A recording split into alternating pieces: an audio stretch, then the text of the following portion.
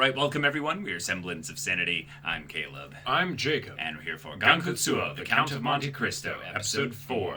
Got some new characters. We did. We got basically the squad of young folk, the sons and daughters and those of import, and some of them also quite movers and shakers in their own wake in the aristocracy of France. Right. And then some of them are just wholesome good boy soldiers who deserve all the happiness in this world. Indeed. Yeah. And they already met with the Count, and there is evidence out there that would point towards him being a vampire, even though, it's technological society, so it could be anything. Yeah, exactly. We also have now the Count meeting Mercedes and Morcerf. Indeed. This is gonna be good. I'm sure it will go very smoothly. Very good. Oh, yeah. I just can't wait to see the double entendres and the double meaning in the Count's words and things like that, and all that kind of veiled antagonism, but he has to conceal, don't feel, exactly. Don't let them know. Because so far the Count's been at the top of his game, right? At the top of his game, right? Killing it with Albert. Absolutely killing it. Yep. But if there were to be a time where he might start to slip up, drop the guys. Yeah, get a bit too invested. Now, it would be here. There has been many years, well over a decade if we go by book, stuff, that it has been since they would have known him, so they'd think he'd be dead at this point. Sure. But who knows what's been changed maybe in that respect. I would be very interested to see if there's a possibility of him being recognized. There's the slightest bit. There's also that bit that there was the rumor of the sailor that ended up eating people. So if that was something that connected to him, that could be connected to him or something, I don't know. That yeah. So y'all, without further ado, let's get into this.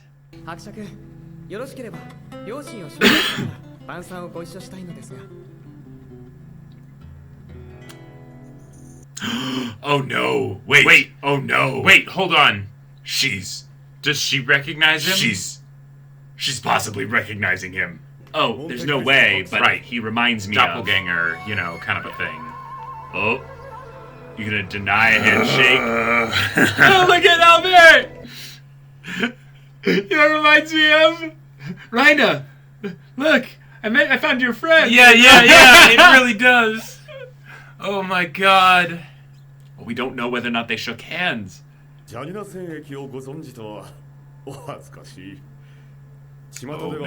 gotcha. Yeah, that's right.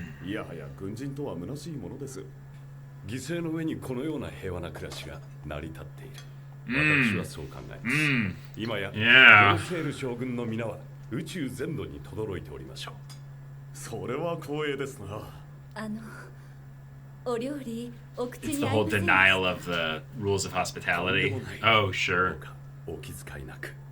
私はあまり食事は取らぬことにしているのです。私の場合、最近は眠ることもあまりありません。I mean, that was... You didn't have to tell them that. Yeah. これのおかげです。食べず眠らずでは悲しすぎますもの。悲しい。なるほど。Right, because of course this is a multi-course meal. Yeah. なんとも懐かしい。Yes! Oh my god! Yes! Oh! これだけは昔から母さんが作ってたよね。Oh! Oh, really? Oh. Oh, shit! This is cool! どうかしたのか？友達にそこの出身者がいてね。マクシミリアン・モレルというのですが、気持ちのいいやつなんです。Yeah. モレル。Morel, yeah. ご無礼を申し上げました。どうぞお気を悪くなさらず。遡ればカタロニアの豪族の血筋とか。妻は娘時代からこれが得意でしてね。ほう。ご夫妻は幼馴染でいらっしゃいますか。そういうことです。お父上ほどの人物であれば。さあ、伯爵に何か飲み物を減らすがからじゃないか。So jovial. Mercedes feels like she's just not enjoying this at all. こうしているとまるで家族のような気がするんです。 He cannot hide his just excitement at that. 伯爵ジャコウブドウですわ。少々お疲れになりました。いえ、先ほどはお食事を無理におすすめしてしまったよう I like で this background 申し track. 訳ございません。田舎料理ですわ。でもそう言っていただけると嬉しいです。 Oh man, his eyes almost look soft there. 一つ屋根の下でパンと塩を分け合ったものは Yep, 永遠の友となる。 Yep, yep. ですが、ここは東方宇宙パリです。パリではパンと塩を分け合いもしなければ永遠の友情もありえません。あのスープは本当に美味でした。伯爵はマルセイユをよくご存知なのですか？知っているといえば知っていて、本当は何も知らなかったのかもしれません。噂通りお盛んなこと、貴族の皆様は不埒なことを言うな。伯爵は僕の友人だぞ。 And that's my 子供だよ mom. まったくたかがパンと塩を分け合ったぐらいで友達になれたら苦労しないわ。何の話だ？いずれわかるわ。ボーイもどうだろう。近々シャンゼリゼの屋敷へ君を招待したいのだが。 Champs-Élysées. 喜んで。不思議な人だったでしょ、モンテクリスト伯爵は。ええ、どこか人を寄せつけない厳しさが終わりだったわ。あまり遠い世界へ行ってしまわないでね。伯爵とも節度をわきまえたお付き合いをするんですよ。母さんたら、フランスと同じようなことを言うんだから。まあ多少うさんくさくとも More than a little shady. マイナスではない。これから政治に打って出るモルセール家としてはな。Ah, nice. 貴族ってどうしてこう食べてばっかりのかしら。パーティー、お茶会、舞踏会、まあそれ以外にすることないからね。あれは間違いなく恋する女の顔だったわ。いい加減にしないと言いつけますよ。 Yeah, yeah, yeah. Careful. Yeah. バカバカしい。うちの母さんに限ってそんなこと。 Oh. 一体誰の写真を？ Is that Edmond? I would think so. But it looked like it maybe could have been the general way younger. Yeah, it might have been him when he was a young soldier. Yeah. いいえ、一生お供いたします。今戻りました。 Oh shit.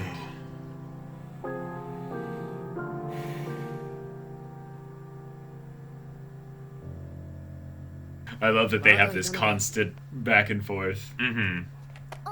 おい、触るなよ。お Oh, あいにく様、 whoops. お父様に取り入ってしばらくここに置いてもらうことになったの。鳥居って。あなたのお父様も男ってことよ。 He brings out a し puppet. みじみ若い男の写真なんか見つめちゃって。見たのか？男だったことは間違いないわ。わかるわ。ママが知らない男の写真に見入ってたら落ち込むわよね。もういい、行けよ。はーい。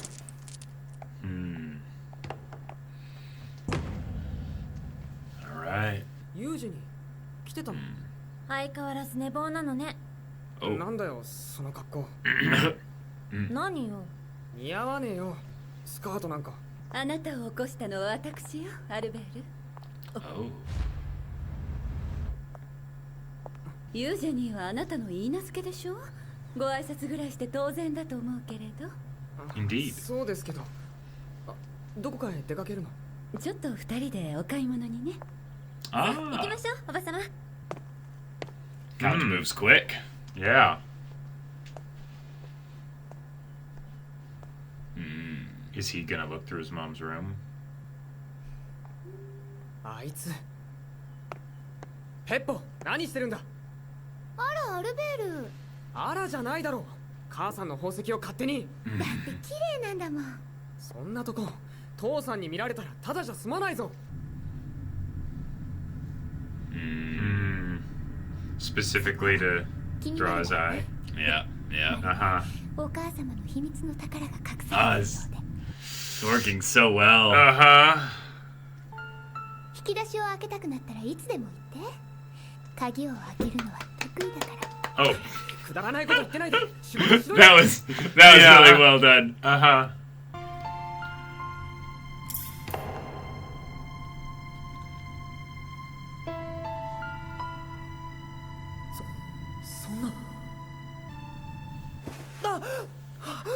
That's an eerily accurate dream. Well, I think he then went to bed. This is later that night. That still happened, you know. Yeah. Oh. Okay. Oh. What is...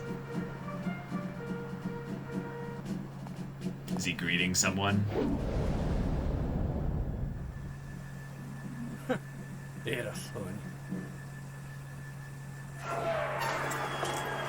Ooh. Oh my god. Cool. なんだよ。よかった案外元気みたいでどうも。 Oh, please, what is it? Oh god. Let's see. 変も何も貴族のすることはね。なんで海賊なんだよ。あなたと初めてお会い So much. So extra. いつどんな時でも希望はあるのだと思い出させてくださった。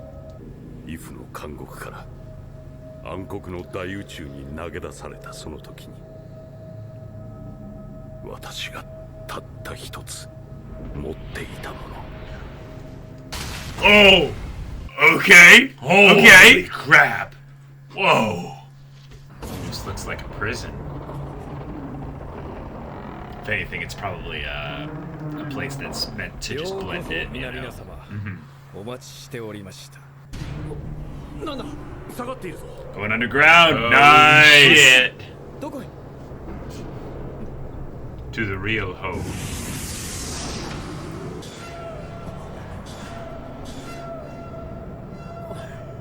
I like it.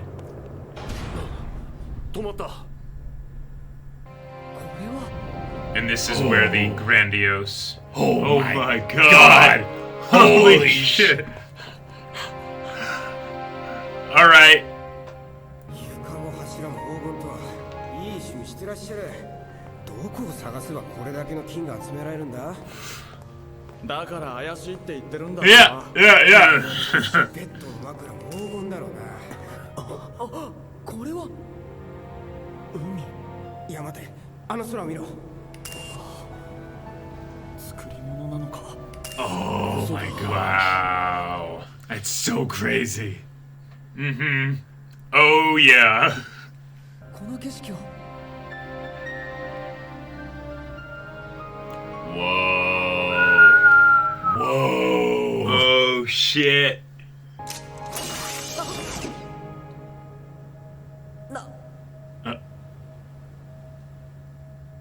You're a pirate, right? Fancy a duel?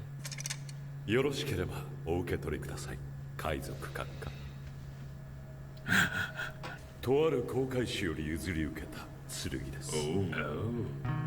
あなたを守り、そしてあなた様の道を切り開くお役に立ちましょう。Nice.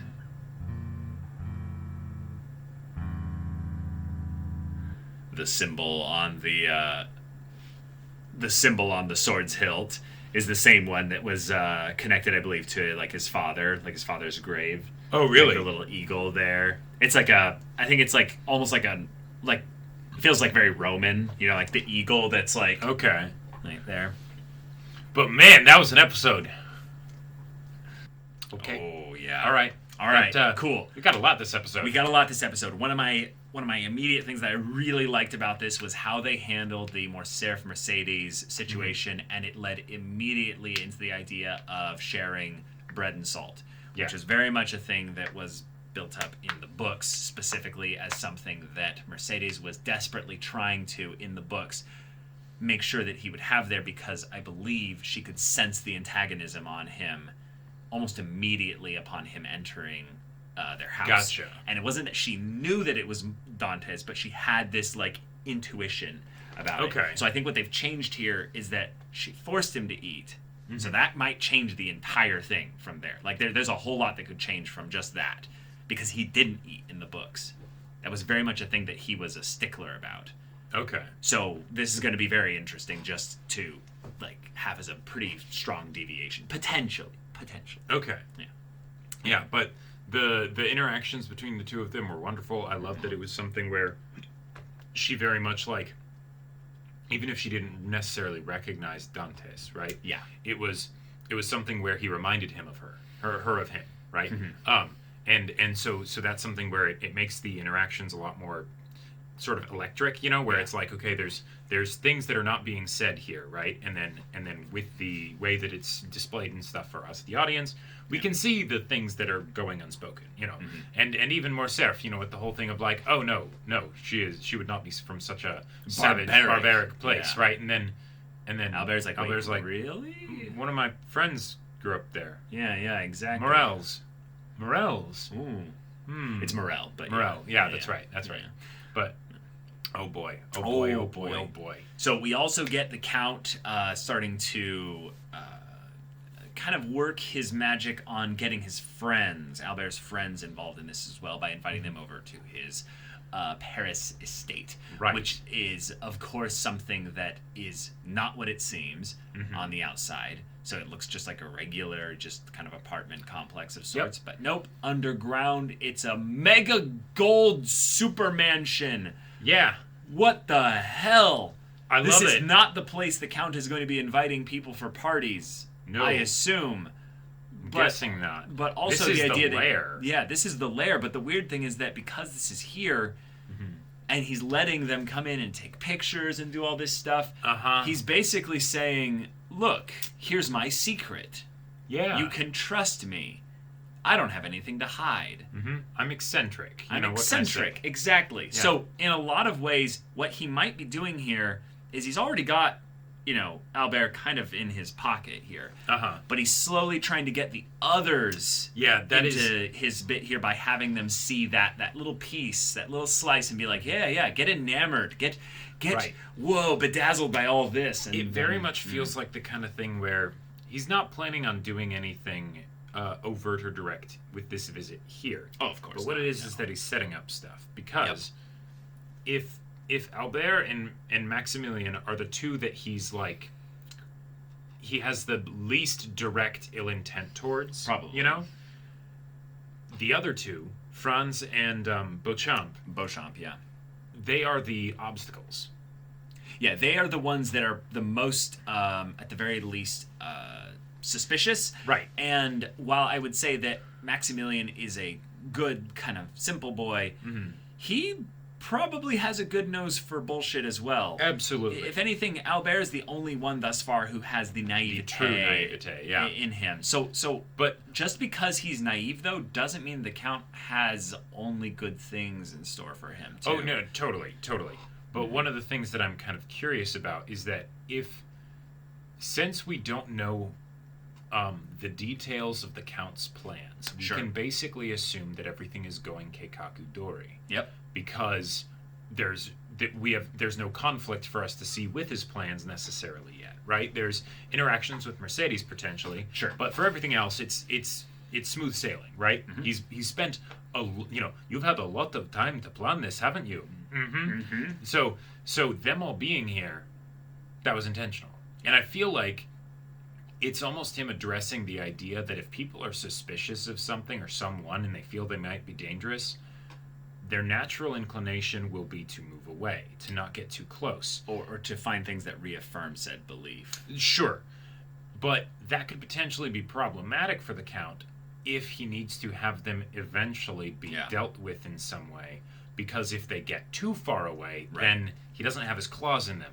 Whereas if he gets them with the whole sort of moth to flame kind of a thing where they're like, this is dangerous, I better get a closer look for the sake of my friend, or sheer curiosity for the reporter, then that's something that he can use, right?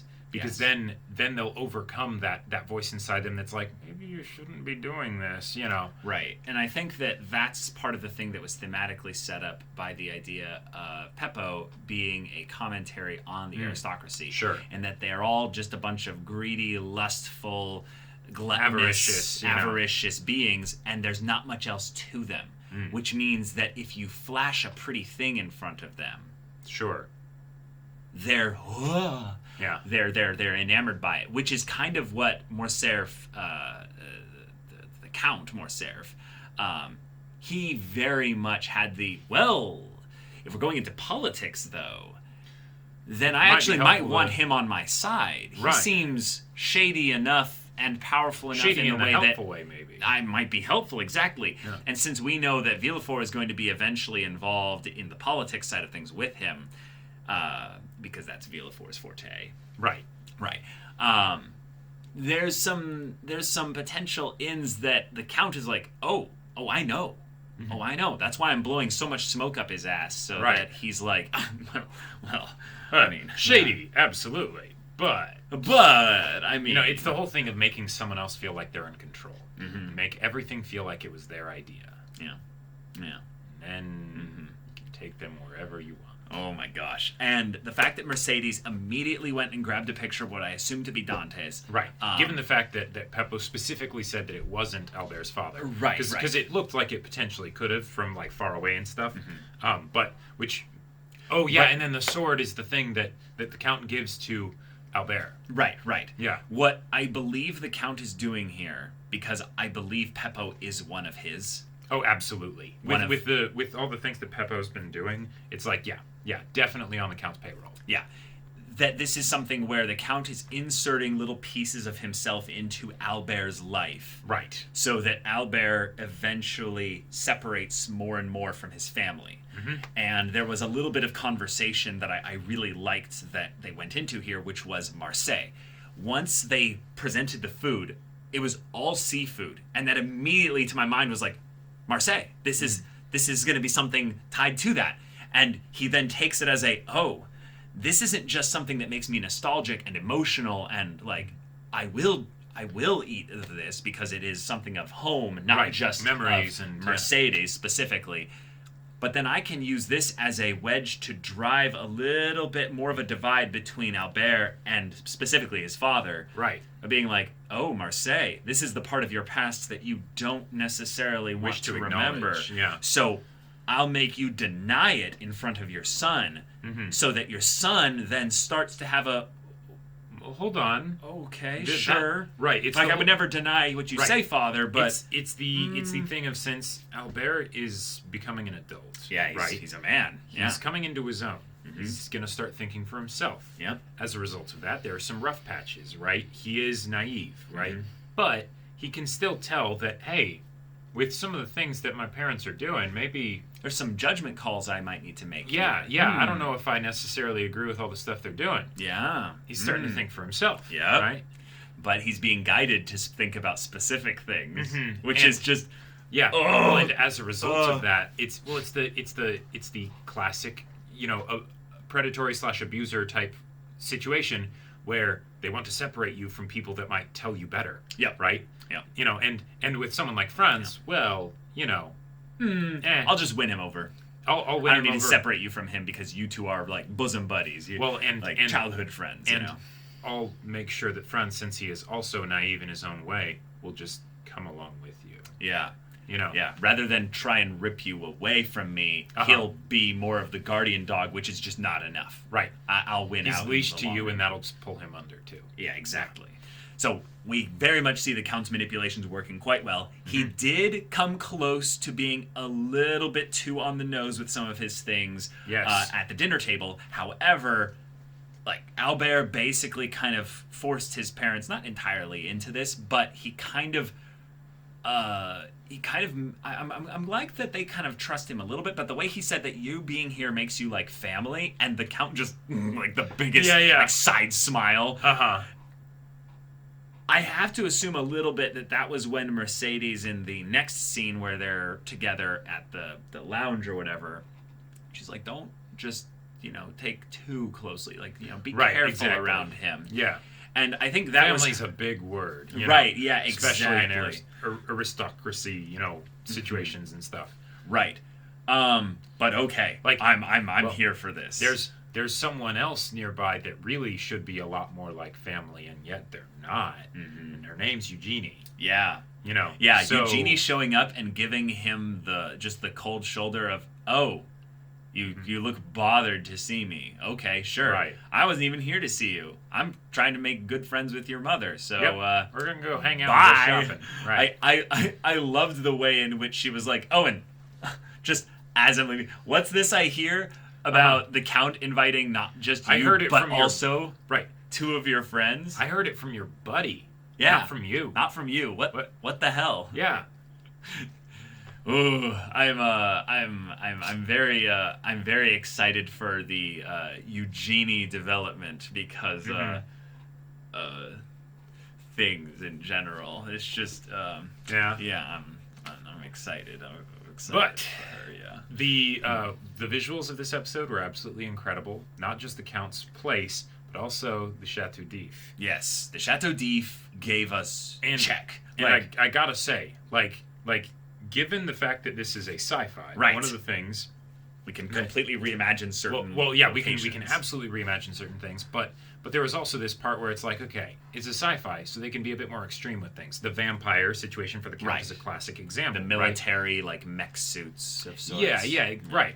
But like we've said in reactions to other shows, that sci-fi is a great way to basically take some concept, and just scale it up, right? Yeah. To zoom in on it, right? Exactly. If it's a battle, it's not that 10,000 people are dying; it's that 10 million people are dying, right? It's not an estate on the countryside with rolling hills. It's palace in the stars, right. So in this situation, it's underground area that is just solid gold everywhere. Wait, why?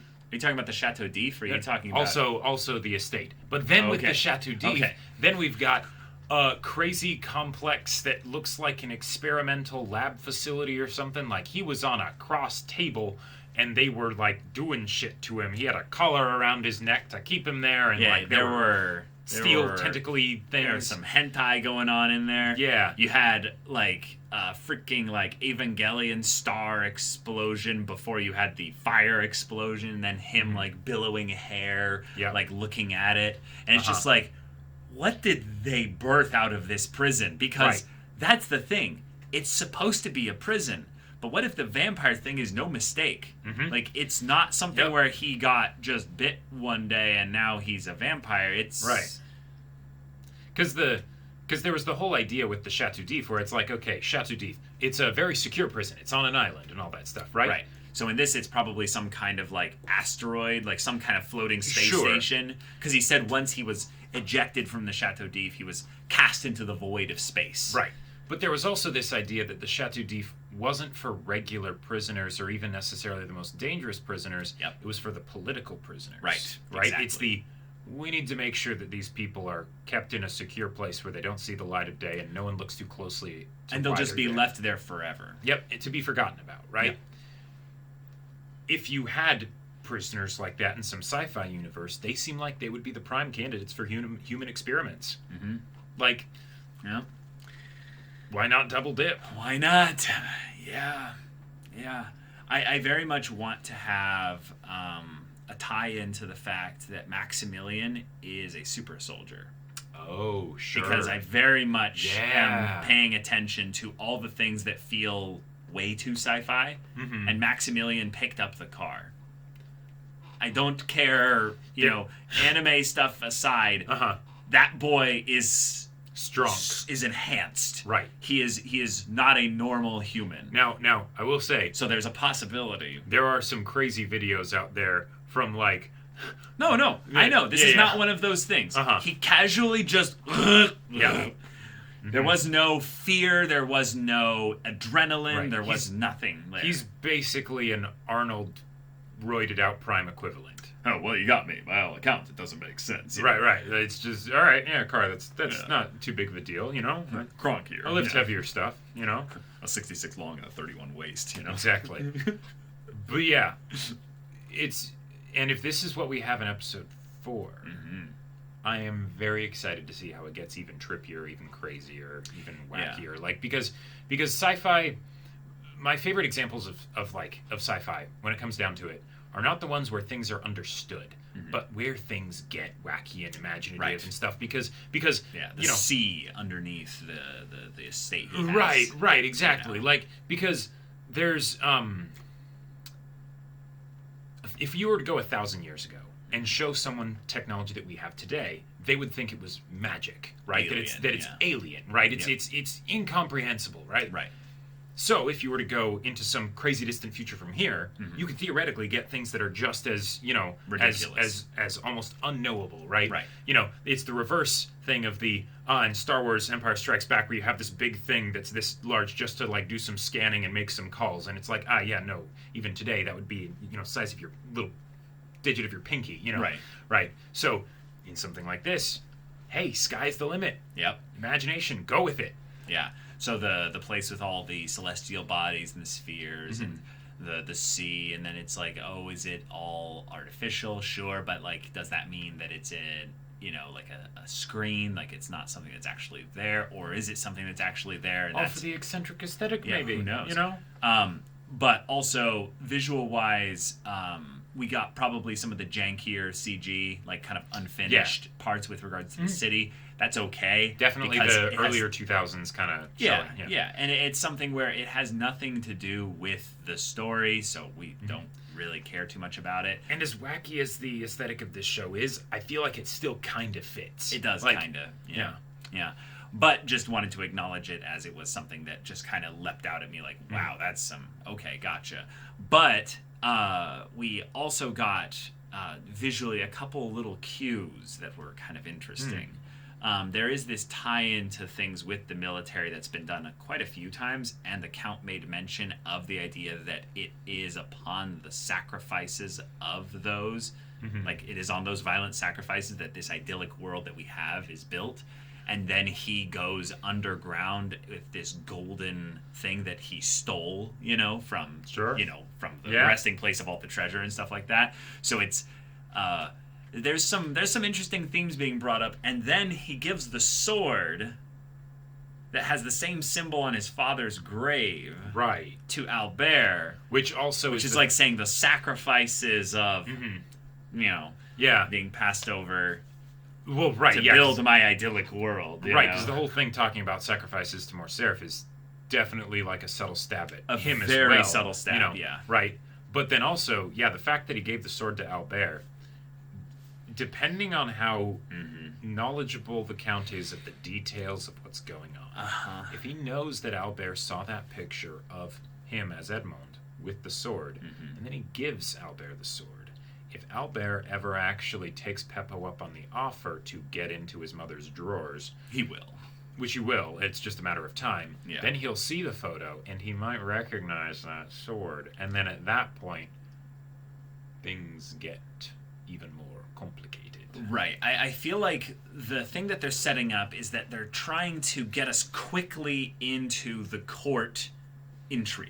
Right. That's the point that this adaptation is really trying to push towards. So that's why we skipped all the intro stuff. Right. All the Edmond and Chef all of Dudif that. and Let's go straight to the fact that he's the Count, and have the primary conflict be about Albert trying to navigate this web that's being weaved around him, but he's not necessarily aware that it's all originating from the Count. Yeah. So the quicker we get to that intrigue, the more we can get to other players who also weave their own webs.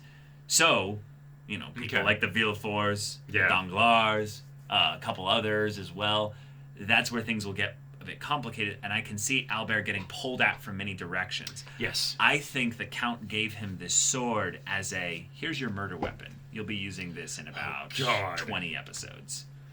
If the Count 15 to 20 episodes. If the Count has Albert actually carry out some of his vengeance, without even realizing it, that's making my mind spin. Right? Oh man, I really think it's something that, because I don't remember who the navigator was in the story, like in the books and stuff like that. But the fact that this is a symbol that is on his father's grave, I feel like it's something that's tied to, in some ways, saying like this is something that those who get stabbed by this will know this came from me. Right. Like Mercedes, if she ever sees it, will probably recognize it.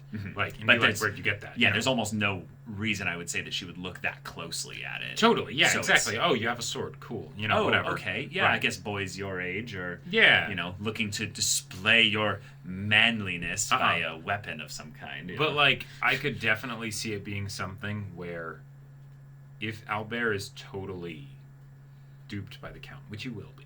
Oh, right? That's right. He already has been, Yeah, it's just a question of how much will he be aware of while he's being duped. Right. Yeah. You know, yes. it's the balance. Yeah, but like, how much better would the revenge be for the Count if someone like Albert were to turn Edmond's old weapon against them, and they know it, right? Like, can you imagine just what it would be like? Duels are a thing. In the story of Count of Monte Cristo. Duels are a thing, and like, imagine if there was some point where like Albert's father challenged the Count to a duel, and Albert is like, no, I'll be your second, or I'll, you know. Well, right, like, yeah, like, for some reason, it's like, then Albert's I'll like, no, defend your honor. This can't happen, you know, right? Yeah. I know.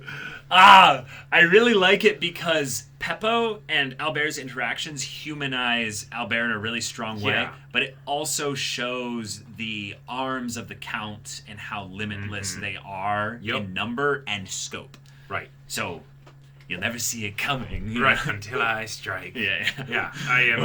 I do love the dynamic between Albert and Peppo in this. Like, it's really good. It's because, oh man, I want to see where it's gonna go. Because do you think Peppo already slept with Count Morcerf? No.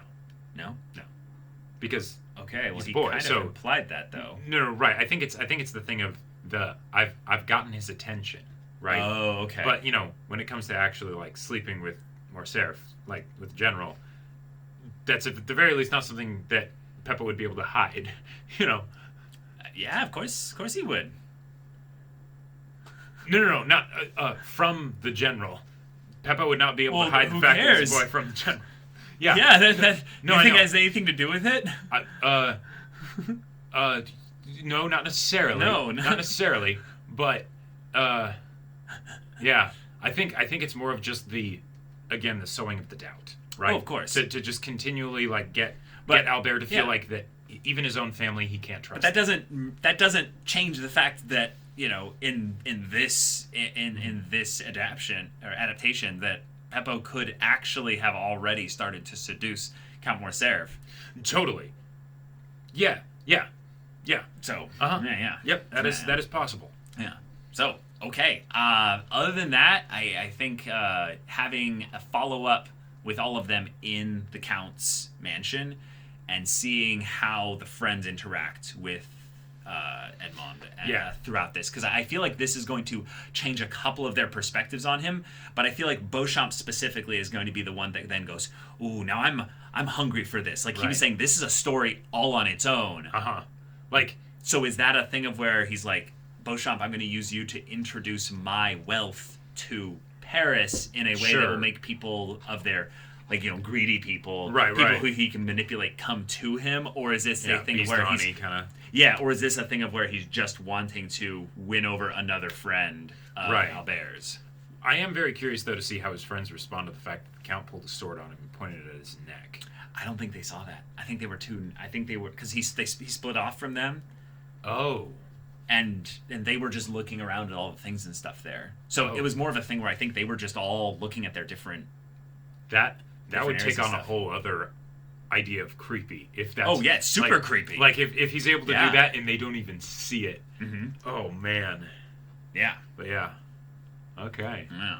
Okay. But y'all, thank you so much for watching this episode's reaction and discussion. If you want to see the next episode's reaction and discussion right now, though, go check out the link in the description below for our Patreon. You can get an early access there. You can watch full-length timer reactions there, and all this comes with Discord access, so you can chat with us in the community there about this show, about anime in general, and also be sure to check out our Twitch channel. We stream every weekday. The info's in the description. Yeah, so if ain't that interests you, we'll see you there. But until then, we're Semblance of Sanity. I'm Caleb. I'm Jacob. And we'll see you all next time. See me coming.